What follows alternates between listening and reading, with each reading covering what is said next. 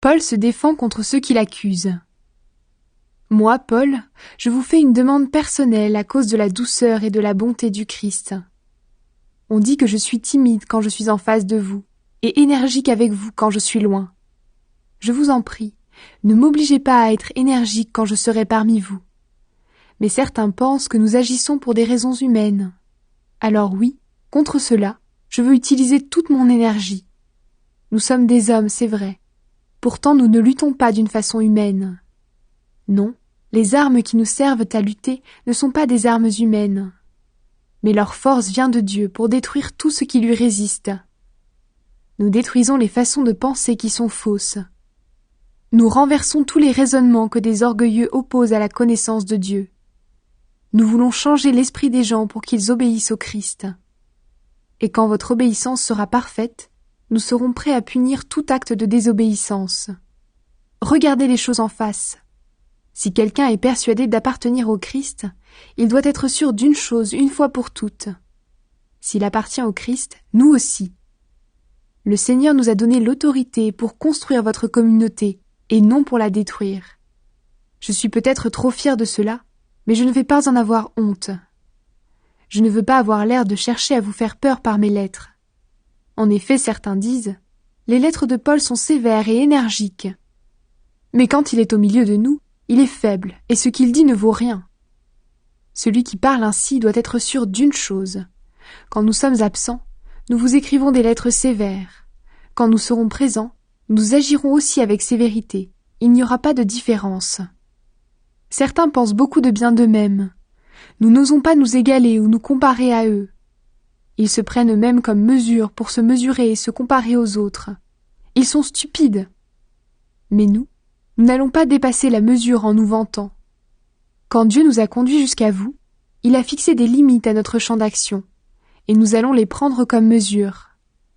Quand nous sommes allés chez vous, nous n'avons pas dépassé ces limites. Nous sommes vraiment arrivés les premiers jusqu'à vous avec la bonne nouvelle du Christ. Nous ne dépassons pas la mesure en nous vantant à cause du travail des autres. Mais nous espérons une chose. Votre foi fera des progrès, et nous pourrons agrandir notre champ d'action parmi vous, mais sans dépasser les limites fixées. Ensuite, nous annoncerons la bonne nouvelle dans des régions situées plus loin que chez vous. Nous ne voulons pas travailler dans le champ d'action des autres et nous vanter d'activités qu'ils ont déjà faites. Si quelqu'un veut se vanter, qu'il se vante à cause du Seigneur. Qui a de la valeur? Ce n'est pas celui qui se félicite lui-même, c'est celui que le Seigneur félicite. Paul et les faux apôtres. Ah, si vous pouviez supporter que je sois un peu fou. Eh bien oui, supportez-moi. Je vous aime d'un amour jaloux, et ce très grand amour vient de Dieu. En effet, je vous ai promis en mariage à un seul mari, le Christ. Oui, je vous présente à lui comme une jeune fille très pure. Mais rappelez-vous, le serpent a trompé Ève par son mensonge.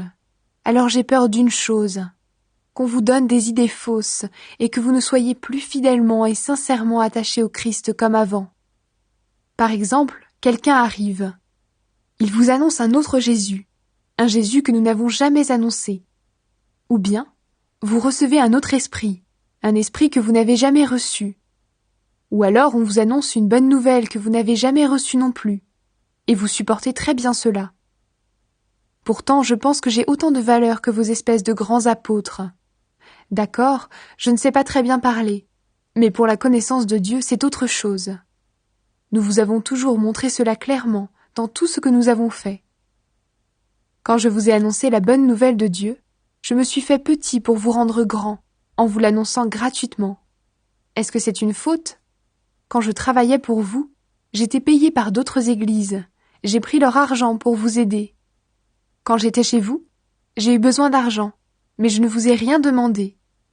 Les frères venus de Macédoine m'ont apporté ce qu'il me fallait.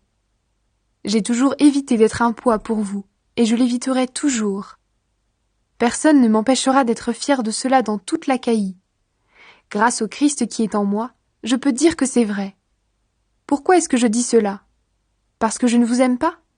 Mais si, Dieu sait que je vous aime. Ce que je fais, je le ferai encore. Alors ceux qui veulent une occasion pour se vanter d'agir comme nous, ces gens-là n'en auront pas. Ce sont de faux apôtres, des ouvriers malhonnêtes. Ils font semblant d'être des apôtres du Christ. Rien d'étonnant à cela. Satan lui-même fait semblant d'être un ange de lumière. Pour les serviteurs de Satan, faire semblant d'accomplir ce qui est juste, c'est donc facile. Mais leur vie finira comme leurs actions le méritent. Les souffrances de Paul.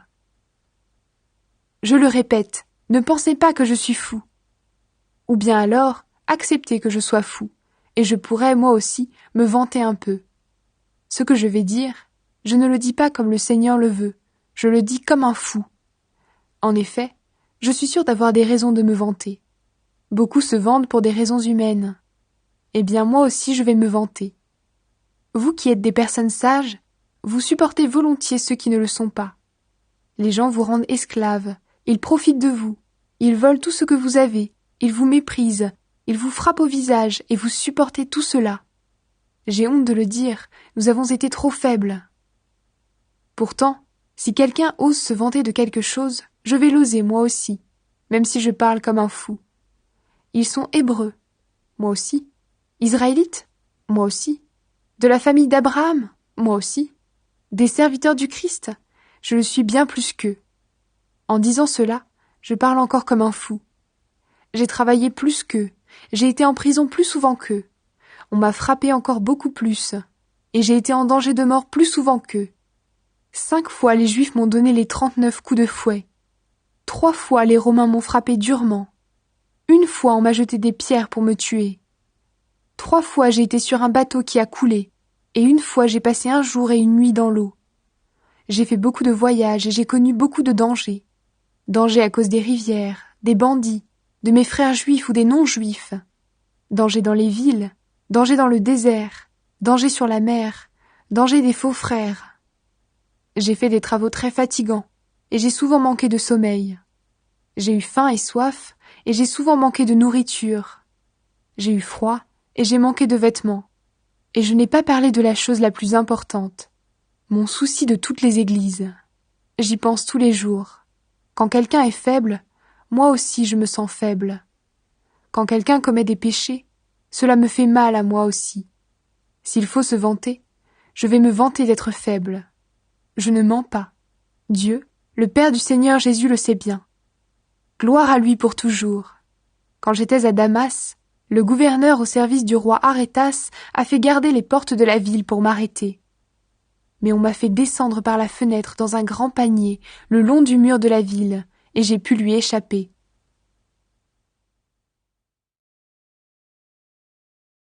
Paul est heureux de souffrir pour le Christ. Est-ce que je dois me vanter? Cela ne sert à rien. Pourtant je vais parler de ce que le Seigneur m'a fait voir et m'a fait connaître. Je connais un disciple du Christ. Il y a 14 ans, Dieu a enlevé cet homme jusqu'au plus haut des cieux. Est-ce que c'était avec son corps? Je n'en sais rien. Est-ce que c'était sans son corps? Je n'en sais rien, mais Dieu le sait. Je le sais, Dieu a enlevé cet homme jusqu'au paradis. Est-ce que c'était avec son corps ou sans son corps? Je n'en sais rien, mais Dieu le sait. Là, il a entendu des paroles qu'on ne peut pas dire avec des mots. Ces paroles, personne n'a le droit de les répéter. Pour celui-là, je me vanterai. Mais pour moi, je me vanterai seulement parce que je suis faible. Si je voulais me vanter, je ne serais pas fou, je dirais seulement la vérité. Mais je ne le fais pas. Ainsi, on me jugera seulement en voyant ce que je fais, et seulement en entendant ce que je dis, sans rien de plus. Ce que le Seigneur m'a fait connaître est extraordinaire. Alors, pour éviter que je me vante de cela, j'ai reçu dans mon corps comme une blessure. Un envoyé de Satan est chargé de me frapper pour m'empêcher de me vanter. 3 fois j'ai prié le Seigneur de me délivrer de cette souffrance. Mais le Seigneur m'a dit, « Mon amour te suffit. Ma puissance se montre vraiment quand tu es faible. » Donc je me vanterai surtout parce que je suis faible. Alors la puissance du Christ habitera en moi. C'est pourquoi les faiblesses, les insultes, les difficultés, les souffrances et les soucis que je connais pour le Christ, je les accepte avec joie. Oui, quand je suis faible, c'est à ce moment-là que je suis fort.